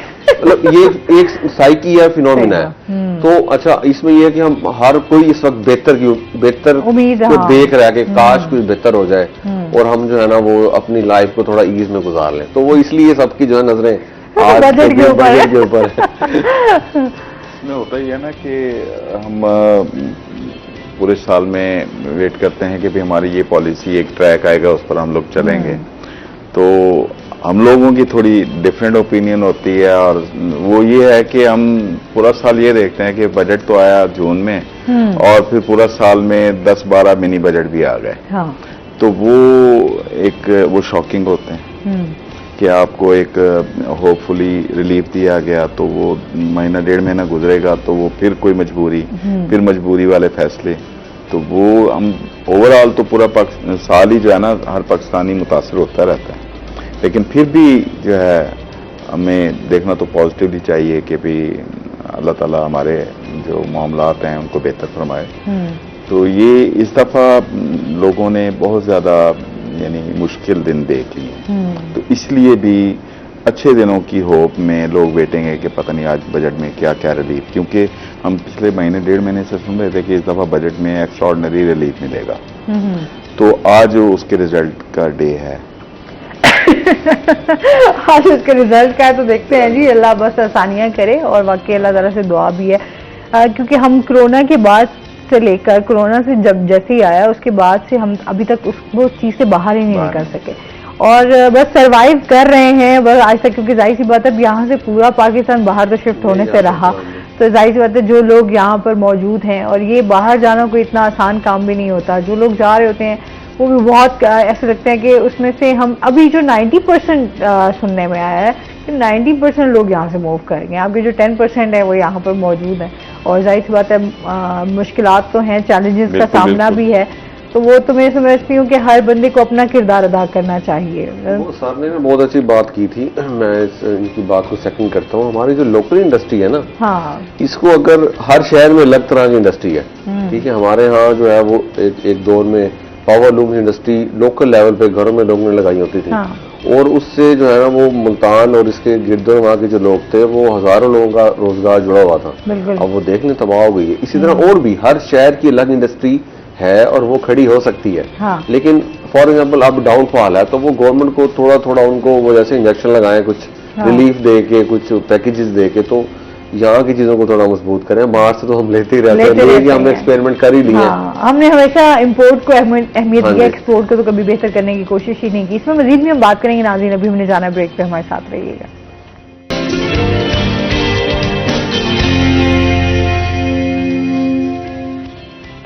वेलकम बैक नाज़रीन, रूही एटन में आपको खुश आमदीद कहते हैं, और इसके साथ ही मुबश्शिर से कुछ और भी मजेदार सी शायरी सुनते हैं। जी, मैं 3 शेर देखिएगा। हाँ। रंग बदला ना ही चेहरे पे मलाल आया था, रंग बदला ना ही चेहरे पे मलाल आया था, मैं समंदर की मसाफत से न ढाल आया था, वाह। रक्स करते हुए पाँव किए जख्मी सबने, रक्स करते हुए पाँव किए जख्मी सबने, मुद्दतों बाद फकीरों को जलाल आया था, वाह क्या बात, जिसकी दुनिया में खिजाओं के सिवा कुछ भी नहीं, जिसकी दुनिया में खिजाओं के सिवा कुछ भी नहीं, मेरी जानिब वो बहारों की मिसाल आया था, वाह क्या बात है। मैं एक गजल से 3-4 शेर और साथ। दिल की दीवार पर लगी तस्वीर, दिल की दीवार पर लगी तस्वीर, मैंने देखी है आपकी तस्वीर, वाह। वो मुसव्विर के बस का काम नहीं, वो मुसव्विर के बस का काम नहीं, जो बनाती है शायरी तस्वीर, वाह क्या बात है।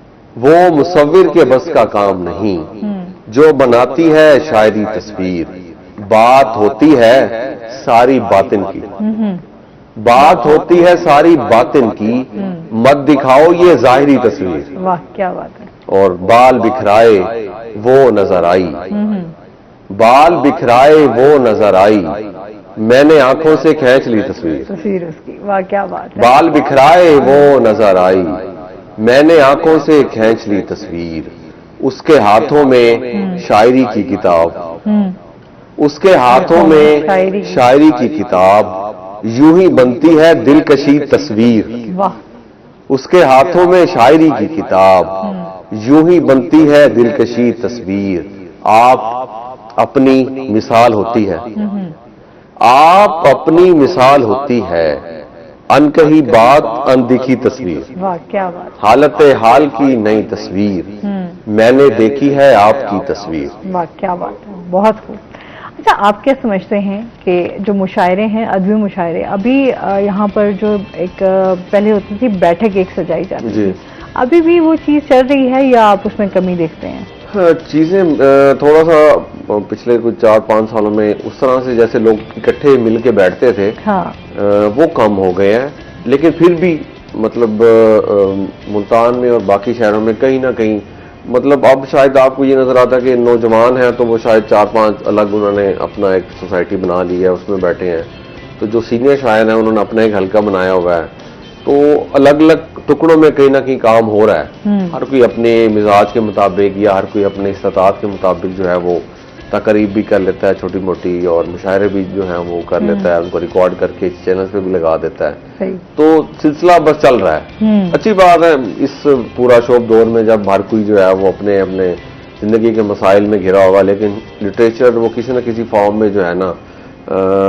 चल रही है, वो भले उसकी स्पीड कम हो या तकरीब कम हो रही हो या कहीं कहीं ज्यादा भी हो रही हो, लेकिन ये अच्छा है आपके मुआशरे में पीस के लिए, आपके मुआशरे में एक सॉर्ट ऑफ रवादारी या एक मोहब्बत का पैगाम देने के लिए आपको लिटरेचर की जरूरत रहती है, हर दौर में रही है। तो वो टुकड़ों में भले काम हो रहा है कहीं या किसी शहर में कलेक्टिव काम हो रहा है, काम चल रहा है, तो ये चलते रहना चाहिए। अच्छी बात है। मतलब आपको देखें, आर्ट की कोई भी फॉर्म है, वो शायरी हो, वो म्यूजिक हो, वो पेंटिंग हो, वो कैलीग्राफी हो, वो ड्रामा हो, ये शहरों को एक तरह से अलाइव रखते हैं। और हम जो लाइक सॉर्ट ऑफ हम इस सोसाइटी में आप देखते हैं कि कितना इम्पेशंस आ गया है, ये जो सब्र कम हो गया और हम हाइपर हो जाते हैं चीजों को और तरह के लिए, आपकी तरबियत करने के लिए अपना रोल प्ले करती रही हैं और इंशाल्लाह करती रहेंगी जितना जितना इनको मौका मिला। सही।